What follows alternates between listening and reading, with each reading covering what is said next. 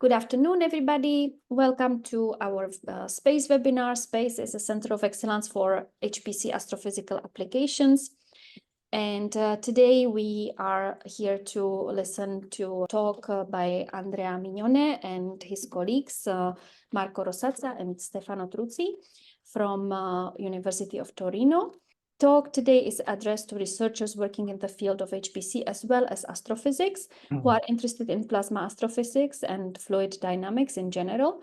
And we aim to share our recent achievements with the larger community in order to foster discussions and possible solutions to common problems and implementation bottlenecks.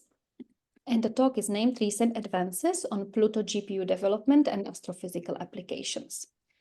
With that, I will pass the speech to Andrea. Well, thank you, everybody, and thank you for attending this short presentation. So the purpose, as you mentioned, is that of introducing you to the recent development in the GPU porting of the code.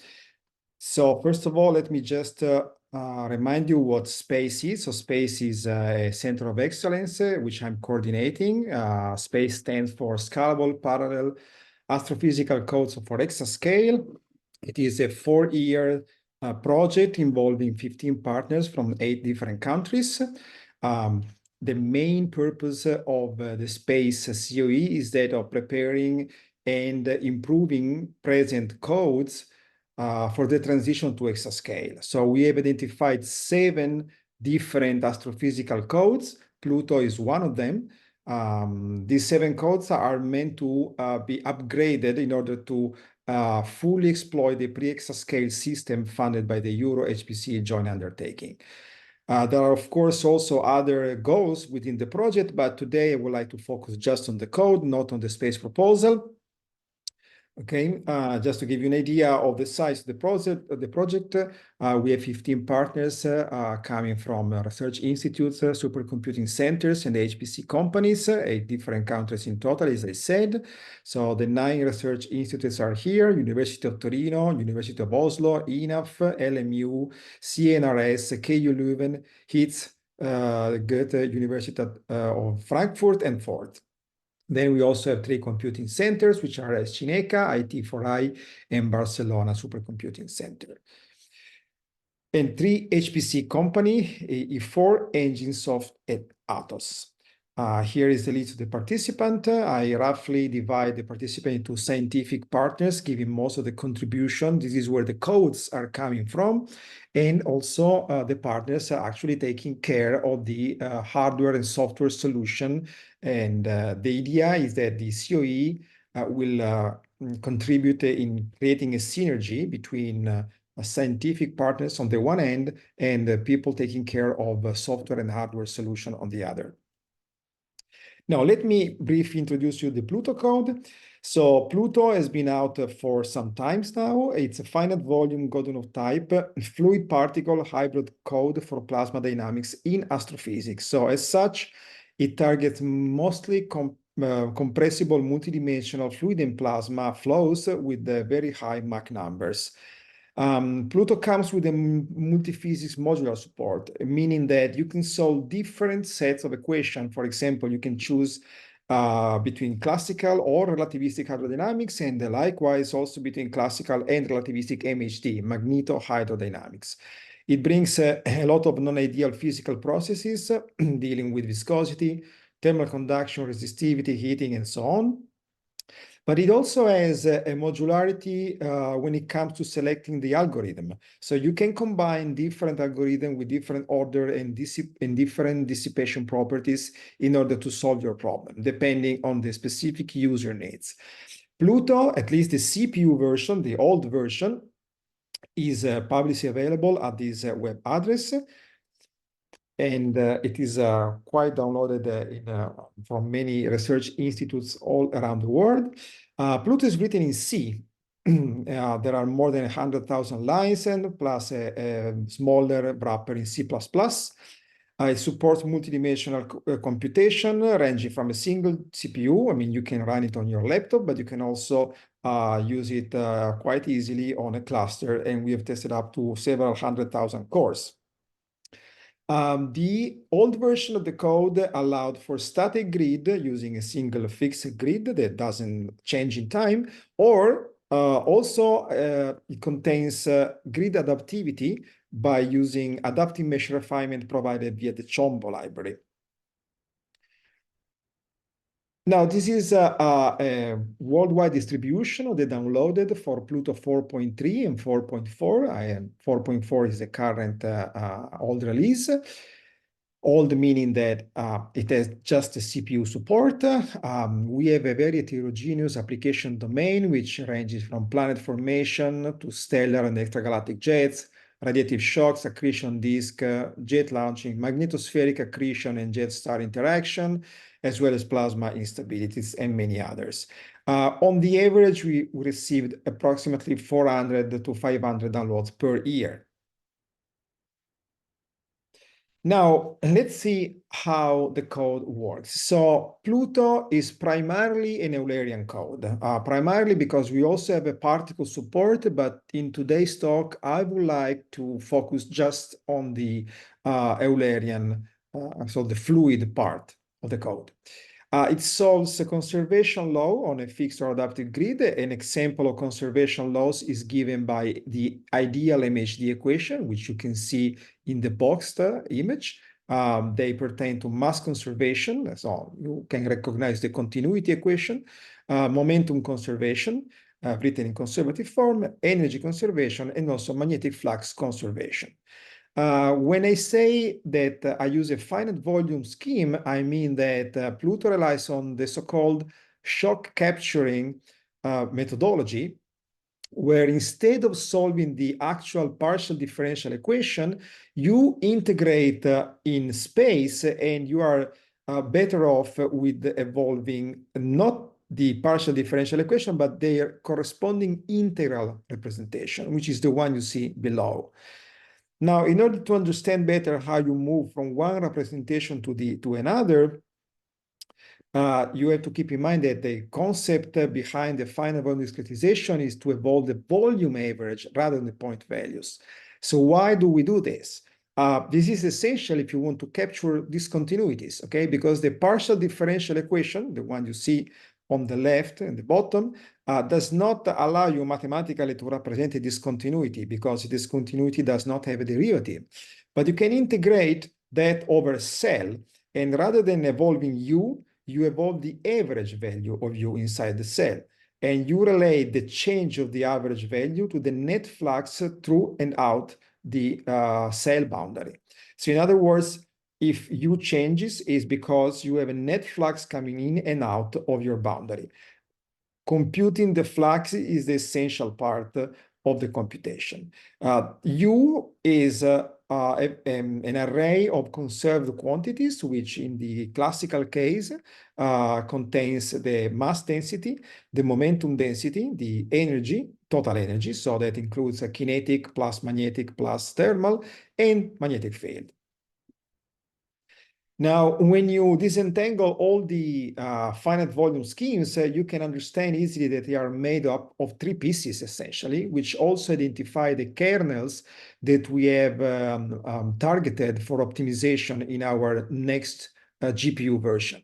So you always start from a set of volume averages, which are the red lines you see on this plot. Then in order to achieve high order spatial accuracy, you need to reconstruct the value inside the cell using some sort of non-oscillatory polynomial reconstruction, which will give you the blue lines.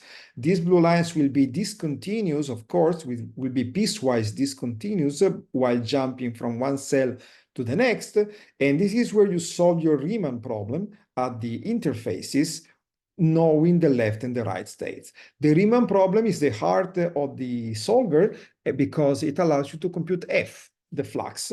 Once you have F, you can simply advance your equation using any kind of, well, not really any, but several kind of time-stepping methods, such as Runge-Kutta or Maskell-Hancock or whatever.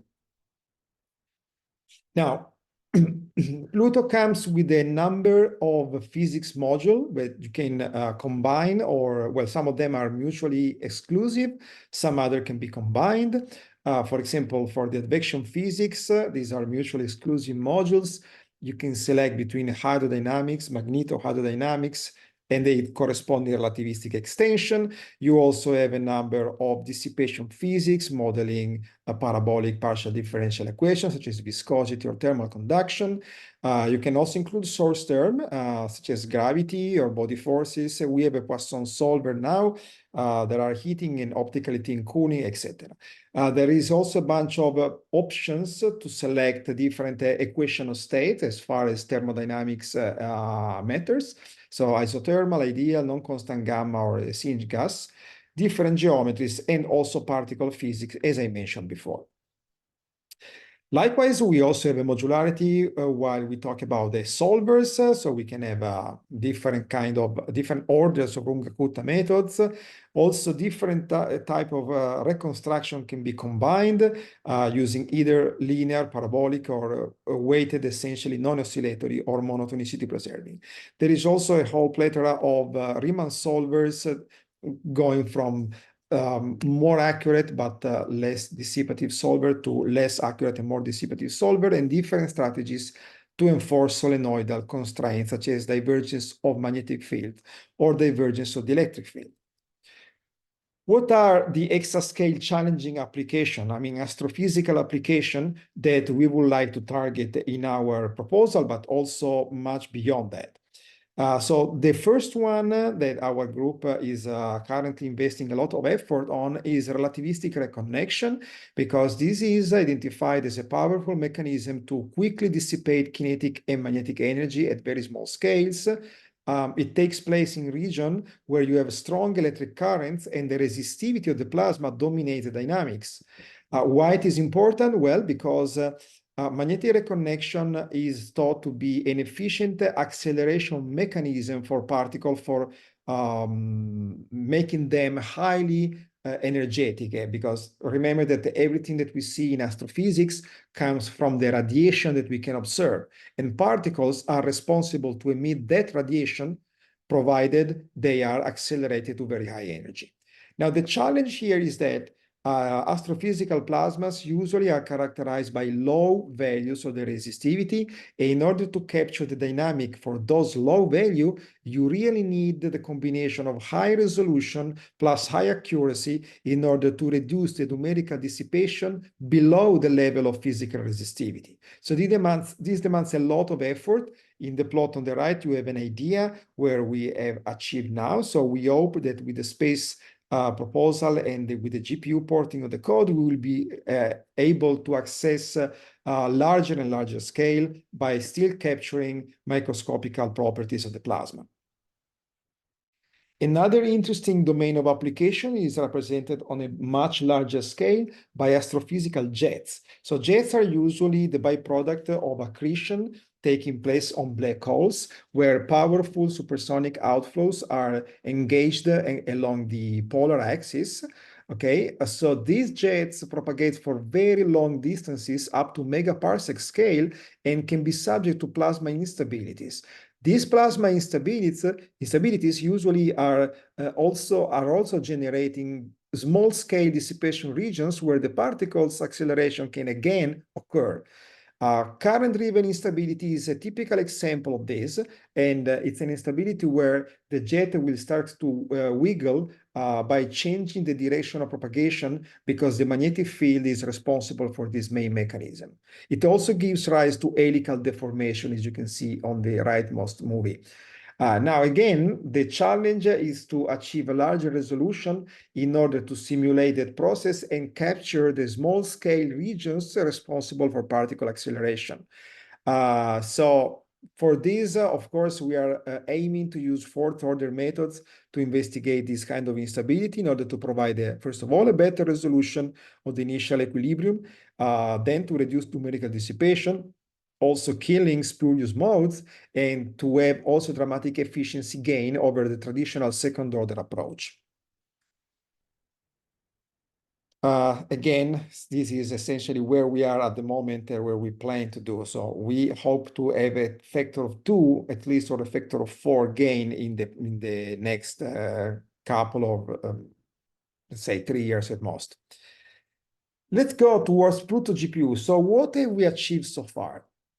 So I'm not sure in the audience how expert you are on GPU programming. So for that reason, I decided just to narrate what we have done, even if some of the concept may be obvious to you. I'm not sure, but still, maybe some of you will find this more interesting.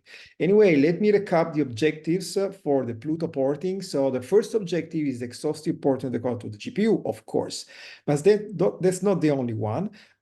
This is also a chance, since PLUTO is 18 years old, to obtain a complete code revision by eliminating useless parts and enhancing most used parts.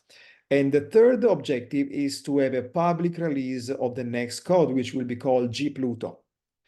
So this roadmap started almost 4 years ago in 2020 with the full code rewrite plus support of NVIDIA, except for a few kernels such as initialization or I/O or the user interface, etc. I mean, all those parts that didn't require strictly a GPU recode.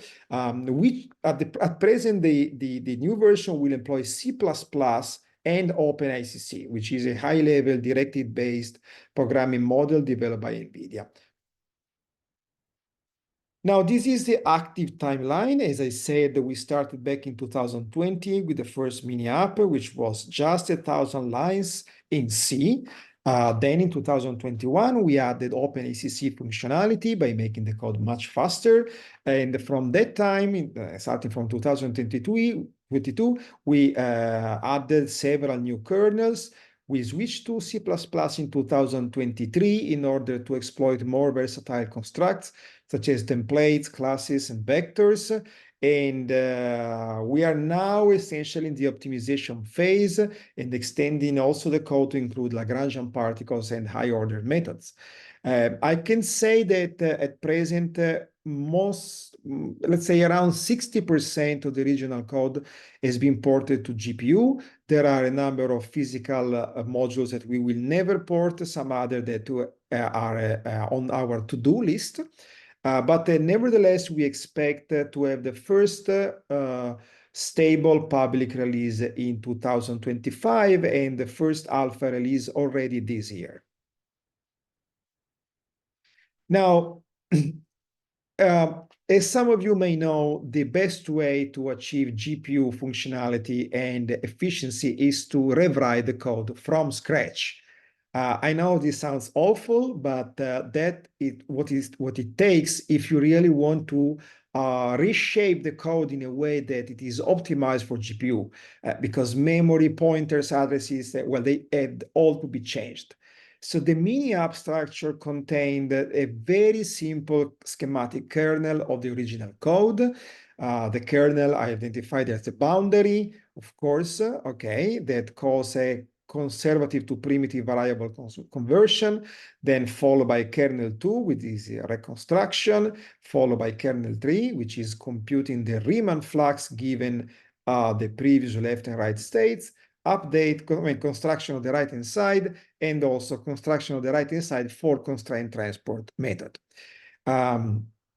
So this is essentially our diagram, and all the methods they fall in either one of these categories. Parallel communication are handled by either the message passing interface or the Nickel library, which allows a faster communication between GPU. So basic fact, why did we choose OpenACC? Well, first of all, because we had NVIDIA support. This is very important. In our experience, we found the support of experts to be very valuable at this stage. It is a high-level programming model. It requires few changes to the code, and it is directive-based.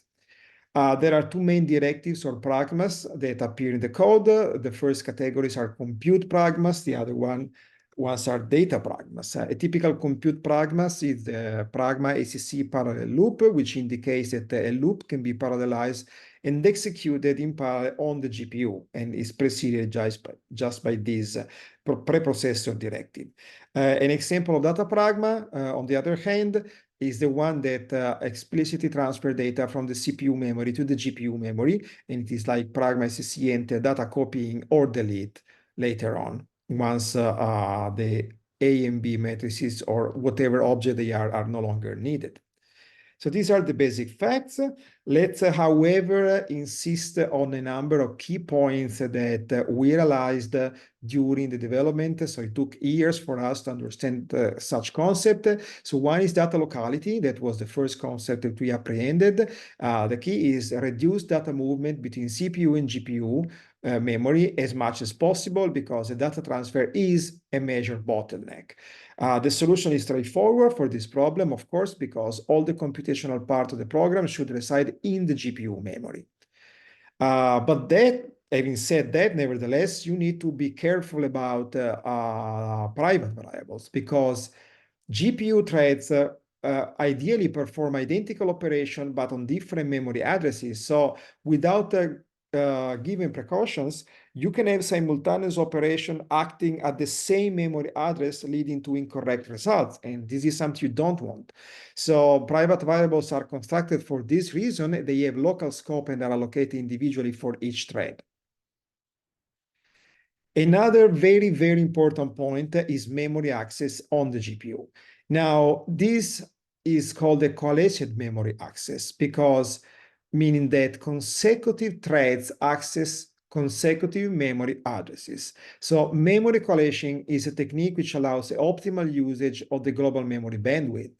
The thing to understand is that when you deal with the fluid code, you are typically dealing with two indexes.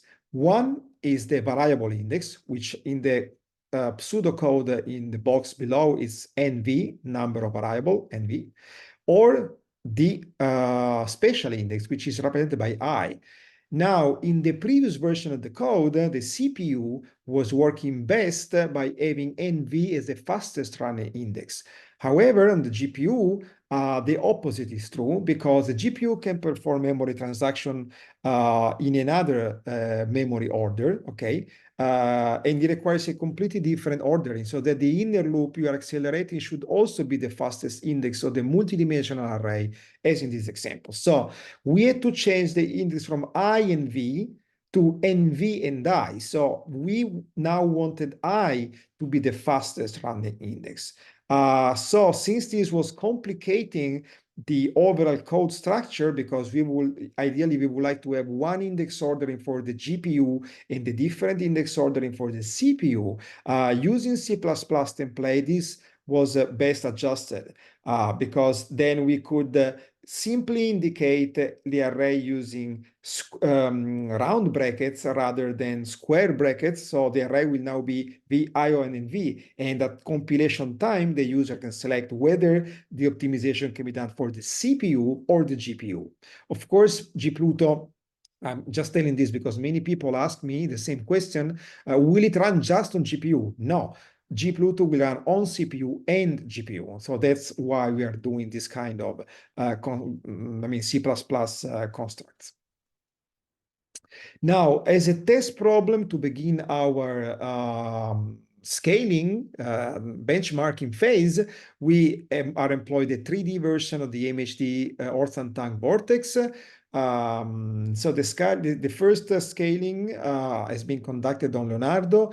Well, the first, actually, the most recent, because we've done several scaling during last years, but the most recent one has been conducted on Leonardo, which is equipped with the Intel Ice Lake CPU and 4 NVIDIA A100 GPUs. So we went up to 256 nodes for a total of 1,024 GPU. That's not exascale yet, but we will do a second scaling round next week by going to 4 times as much the number of GPUs. We perform some weak scaling on a grid that maintains the same size on each node, same size meaning that it is 640 cubed per node using 3 different configurations. So CPU and MPI, GPU and MPI, and GPU and nickel. I remind you that the architecture on Leonardo, the parallel implementation of MPI is CUDA aware, meaning that you can use MPI by optimizing data transfer just between GPU without having to copy data from the CPU. Avoiding communicating data between CPU and then copying back on the GPU. So first of all, let me give you an idea what kind of results we are talking about, the acceleration. So we did the scaling for 400 steps. You can see from the table that the average speed up factor on the GPU implementation is around a factor of 30. This factor is likely to increase for larger domain size, but it decreases for smaller domain. Okay. So on the plot on the right, you see the performance evaluated as the total number of cells per second per nodes.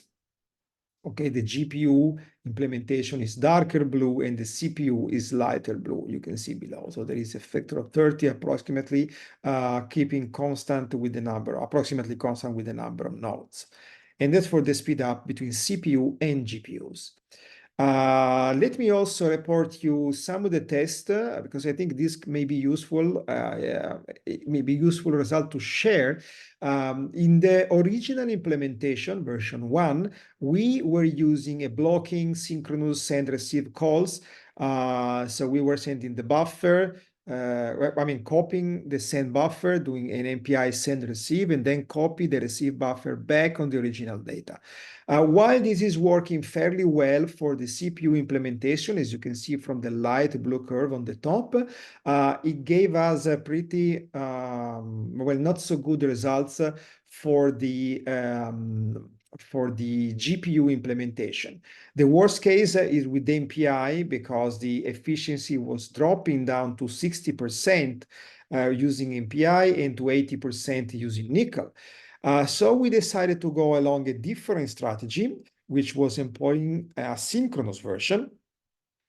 And the results now got much, much better. So, but you need to code it in a way that the receive are started immediately and buffer are sent as they are created in order to avoid communication bottleneck and avoid any kind of barrier between MPI processes. And now the results are much better. However, we are still working on this implementation because the scaling that you see in the figure is being produced by assuming communication just between faces. Okay, so think of a three-dimensional domain as a cube. Okay, and now in the straightforward implementation requires only communication between faces. But if you now include a truly multidimensional algorithm, such as a constraint transport method, where you need to fill also corner and edges values, then the situation gets more complicated because a cube does not just have 6 neighbors along the faces, but it has 26 neighbors because you have to count 6 faces, 12 edges, and 8 corners. And that complicates, of course, all the methodology. In fact, this is the standard communication paradigm that you can use using synchronous call. You can also just communicate between faces, okay? And you have 6 neighbors. The trick to fill the ghost zone is to do one direction per time. So you first fill the boundaries, the 2 processor on X, okay, and then it's blocking call, then you proceed to the next call, fill in values for the Y direction, block, and then fill boundary values along the Z direction, okay? Then you can, of course, fill ghost values also in the edges, but those are all blocking calls, and on the GPU is not actually beneficial because the GPU runs very fast. So now the weight of communication becomes more relevant, and it doesn't allow you to scale well. So in our strategy, then we perform concurrent operation, not one direction at a time, but all 3 together. So we communicate with all the 6 faces at the same time. However, that does not allow us to fill the edges in the corner. So after the 6 neighbors are done, then you need to complete and continue the communication process by including all 12 edge neighbors, as in this figure. And once this is done, also vertex neighbors, which are all 8. So that's 12 plus 6 plus 8. It's a total of 26 neighbors. So the function gets really complicated at this point. We are optimizing it, but we already have a working version, which we are ready to test next week. So let me just conclude this. At the moment, the next steps are this extension of asynchronous inter-GPU communication to NCCL other than MPI. We will also would like to improve particle scaling on large number of CPUs.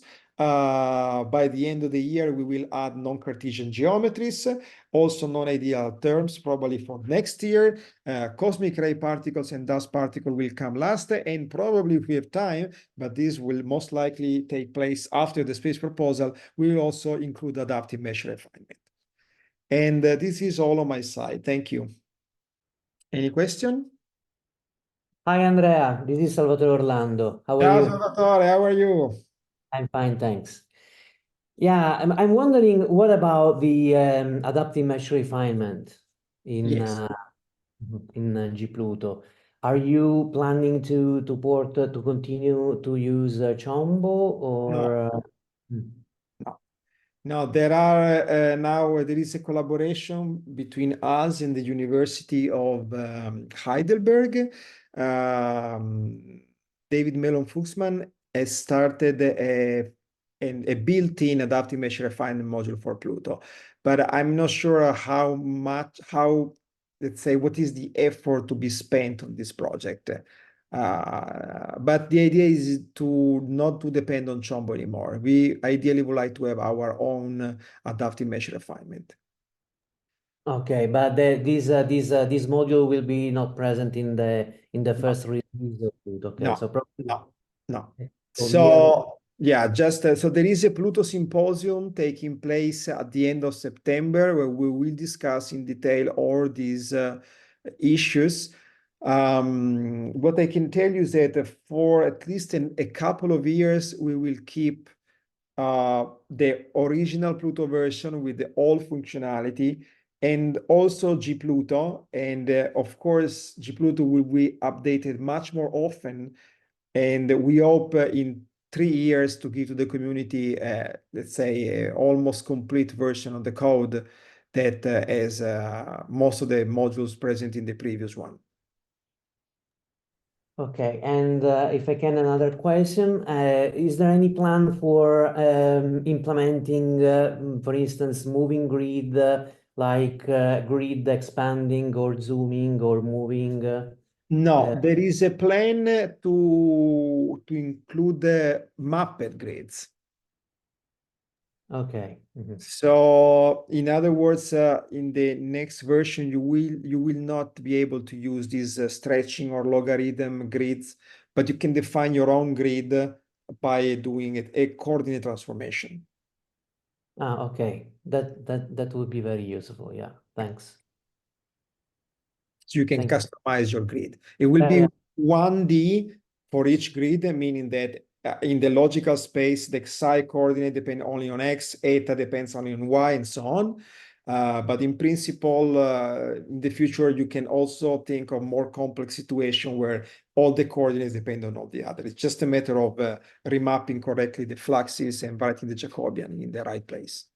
Okay, and this will be released also in a couple of years. Well, the mapped grids 1D version will be probably ready by the end of this year. Okay. Because they are much easier, essentially. Yeah. Mm-hmm. Okay. Thanks a lot.